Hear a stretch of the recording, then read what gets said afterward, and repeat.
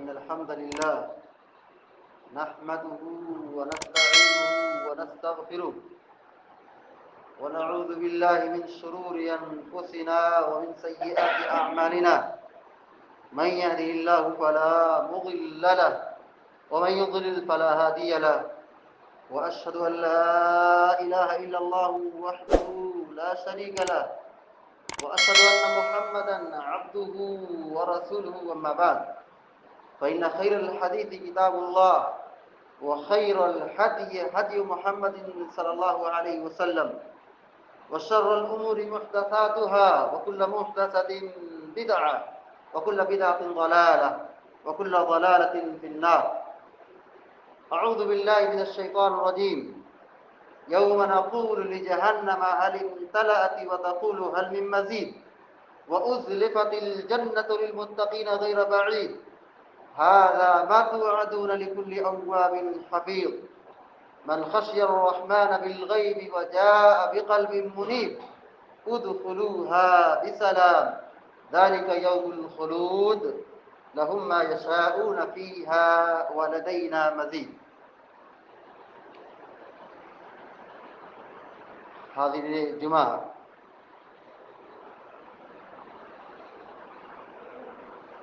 آج ہمارے لیے اور آپ کے لیے دو عیدیں جمع ہو گئی ہیں. ایک تو عید الفطر، دوسری ہفتے کی عید جمعہ کی شکل میں. اس مناسبت سے کیونکہ ابھی رمضان ہم سے جدا ہوا ہے، ہماری اور آپ کی کیا ذمہ داری بنتی ہے رمضان گزرنے کے بعد ہم سب کی جو سب سے بڑی ذمہ داری بنتی ہے وہ یہ، کیونکہ ماہ رمضان عبادت کا مہینہ ہے اور عام دنوں کے مقابلے میں ہم اس مہینے میں اللہ کی توفیق سے کچھ کم زیادہ عبادت کر لے جاتے ہیں. ہم اس عبادت کی قبولیت کے واسطے فکر مند ہوں، اللہ رب العالمین سے دعائیں کریں. رمضان کے روزے کا مسئلہ ہو، تلاوت قرآن کا مسئلہ ہو، صدقات و خیرات زکوٰۃ کا مسئلہ ہو، جو بھی نیکیاں رمضان کے اندر ہم کرتے ہیں ان ساری عبادتوں کی قبولیت کے واسطے ہم سب کو فکر مند ہونا چاہیے، بلکہ یوں کہہ لیجیے کہ ہم کو ٹینشن میں رہنا چاہیے. ہمارے اسلاف کا طریقہ کیا تھا؟ جب رمضان رخصت ہوتا تھا تو آدھا سال یعنی 6 مہینے وہ اللہ رب العالمین سے دعائیں کرتے تھے کہ ہماری جو نیکیاں ہیں، ہماری جو عبادتیں ہیں، اللہ تعالیٰ تو اپنے فضل و کرم سے اسے قبول فرما دے. عبادتوں کی قبولیت کے واسطے وہ مسلسل 6 مہینے یہی دعائیں کرتے تھے کہ ہماری عبادتوں کو قبول فرما دے.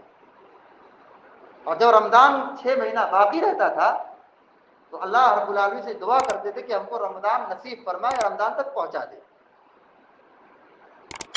تو ابھی ماہ رمضان ہم سے رخصت ہوا ہے، ہم سب کو اپنی دعاؤں میں یہ دعا ضرور کرنا چاہیے کہ اللہ رب العالمین ہماری تمام چھوٹی بڑی ٹوٹی پھوٹی باتوں کو سب سے قبولیت عطا فرما دے. کیونکہ اگر ہم نیک کام کریں، محنت کریں، عبادت کریں اور اللہ تعالیٰ اسے رد کر دے، ریجیکٹ کر دے، قبول نہ کرے، تو پھر یہ ہمارا کیا ہوا سب بیکار ہے، اور بیکار ہونے کے ساتھ ساتھ وبال جان بھی. کیونکہ جو عبادت قبول نہیں ہوتی ہے اس پر گناہ ملتا ہے، اس پر عذاب ملتا ہے. حضرت ابراہیم علیہ السلام کی تاریخ اور سیرت پڑھیں، کتنے بڑے جلیل القدر ہیں، نبی ہیں، اللہ کے خلیل ہیں. اللہ کے حکم سے اللہ کا گھر بنا رہے ہیں. وَإِذْ يَرْفَعُ إِبْرَاهِيمُ وَإِسْمَاعِيلُ مِنَ الْبَيْتِ رَبَّنَا تَقَبَّلْ مِنَّا إِنَّكَ أَنْتَ السَّمِيعُ الْعَلِيمُ. حضرت ابراہیم علیہ السلام اللہ کے حکم سے اللہ کا گھر بنا رہے ہیں، نبی ہیں اور اللہ کا گھر بنا رہے ہیں. اخلاص اور خلوص کی اعلیٰ درجے کی مثال پر کھڑے ہیں. لیکن جیسے جیسے وہ خانہ کعبہ کی دیوار کو بلند کر رہے ہیں، ابراہیم اور اسماعیل دونوں باپ بیٹے دونوں نبی ہیں، دونوں اللہ کے گھر کو اللہ کی اجازت سے بنا رہے ہیں. لیکن اینٹ رکھتے جا رہے ہیں، کعبہ کی دیوار کھڑی کر رہے ہیں، تعمیر کر رہے ہیں، اللہ رب العالمین سے دعائیں بھی کر رہے ہیں. کیا دعا کر رہے ہیں؟ ربنا تقبل منا انک انت السمیع العلیم. اے رب العالمین تو ہماری نیکی کو قبول کر لے، تو ہماری عبادت کو قبول کر لے. ہم جو بیت اللہ کی تعمیر کے لیے محنت کر رہے ہیں، مشقت کر رہے ہیں، کوشش کر رہے ہیں، اس نیکی کو تو ہمارے لیے قبول فرما لے. ابراہیم جیسے جلیل القدر نبی نیکی کی قبولیت کے واسطے اللہ رب العالمین سے دعائیں کر رہے ہیں. ہمارے اور آپ کے اوپر کتنی بڑی ذمہ داری بنتی ہے. اور ایک بات ہمیشہ ہمارے دل و دماغ میں یاد رہنا چاہیے، بلکہ اپنے دلوں میں اس کو گانٹھ لینا چاہیے کہ کیسے پتہ چلے گا کہ ہمارا روزہ قبول ہوا ہے، کیسے معلوم ہوگا کہ ہماری عبادت قبول ہوئی ہے، کیا پہچان ہے، کیا علامت ہے. صورتحال یہ ہے کہ آدمی اگر 1 مہینے تک تراویح کی نماز پڑھتا ہے، 1 مہینے روزہ رکھتا ہے، کچھ صدقات و خیرات کر لیتا ہے، تو بس جیسے رمضان رخصت ہوا، شیطان قید تھا جو زنجیروں میں جکڑا ہوا تھا، آزاد ہو گیا. ہم انسان بھی اپنے آپ کو سمجھتے ہیں کہ اب عبادت کا موسم ختم ہو گیا، اب جمعہ کی نماز پڑھ لیں گے، بس ہم مسلمان ہیں. ہم رمضانی مسلمان تھے، رمضان ختم ہو گیا، عبادت بھی ختم ہو گئی. کیسے پتہ چلے گا نیکی قبول ہوئی نہیں ہوگی؟ پہچان نیکی کر رہے ہیں، نیکی کرنے کے بعد نیکی کر رہے ہیں، عبادت کرنے کے بعد عبادت پھر کر رہے ہیں. رمضان ہم سے رخصت ہوا ہے مگر عبادت رخصت نہیں ہوئی ہے، اللہ کی بندگی رخصت نہیں ہوئی ہے.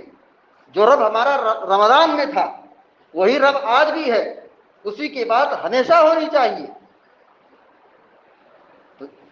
عبادت اور بندگی کی قبولیت کی پہچان سب سے بڑی یہی ہے کہ اگر آدمی نیکی کا کام کرنے کے بعد نیکی پر قائم رہا، نیک کام کرنے کے بعد نیک کام پھر کر رہا ہے، عبادت کے بعد اسے عبادت کی توفیق پھر مل رہی ہے، یہ پہچان ہے کہ اس کی نیکی قبول ہو رہی ہے.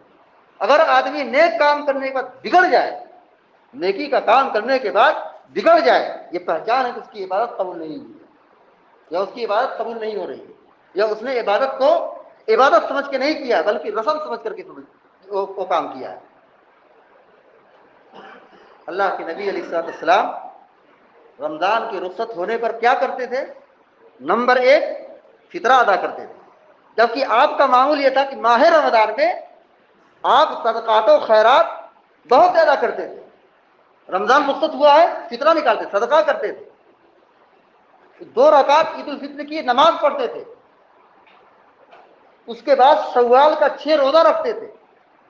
ہم روزہ رکھے مہینے بھر، شوال کا مہینہ آیا، روزہ ختم نہیں ہوا ہے، نفلی روزہ باقی ہے ابھی ہمارے سامنے. من صام رمضان ثم اتبعه ستا من شوال کان کصیام الدہر.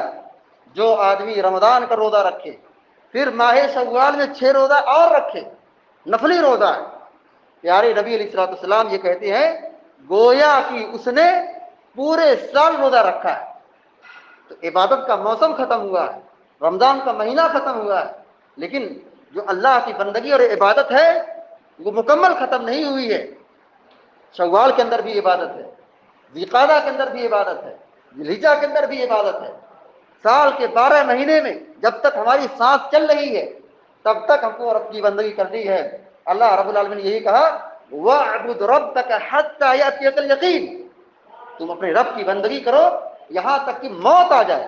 موت تک ہم کو یہ نیک کام کرنا ہے، مرتے دم تک یہ نیک کام کرنا ہے. آدمی محنت کرے، نیک کام کرے، عبادت کرے، اور پھر رمضان کے بعد چھوڑ دے نیک کام کرنا، نماز پڑھنا چھوڑ دے اور نیکیاں چھوڑ دے، تو اس کا کیا ہوا سب سرا بیکار ہے، کوئی فائدہ نہیں. کیونکہ سب سے بڑی بات نماز ہے، نماز کے بعد روزے کا نمبر آتا ہے. ہمارے روزے کا کیا فائدہ ہوگا جب ہماری نماز ہی تب خراب ہے، ہماری نماز مکمل ہو ہی نہیں پا رہی ہے، ایسے روزے کا فائدہ کیا ہے؟ سب سے پہلے کل قیامت دن روزے کے بارے میں نہیں پوچھا جائے گا، نماز کے بارے میں پوچھا جائے گا. اللہ رب العالمین ہم سب کو مل کر یہ دعا کرنا چاہیے کہ رمضان کے مہینے میں ہم نے جو بھی کام کیا ہے جو بھی نیکی کی ہے، عبادت کی ہے، اللہ تعالیٰ اپنے فضل و کرم سے تو قبول فرمائے اور ہم سب کے گناہوں کو معاف فرمائے اور ہر قسم کی وبا اور بلا سے ہم سب کی حفاظت فرمائے، اور فلسطین میں ہو رہے مسلمانوں پر ظلم اللہ تعالیٰ ظالموں کو ہلاک و برباد کرے اور فلسطینی مسلمانوں کی مدد فرمائے، اور جو مریض ہیں اللہ تعالیٰ ان کو شفائے کاملہ عاجلہ فرمائے، اور جو ہم سے رخصت ہو گئے اللہ تعالیٰ ان کی قبر کو نور سے بھر دے، آمین یا رب العالمین۔ اقول قولی هذا واستغفر الله لي ولكم ولسائر المسلمين فاستغفروه انه الغفور الرحيم، وصلى الله على نبينا محمد وعلى اله وصحبه اجمعين۔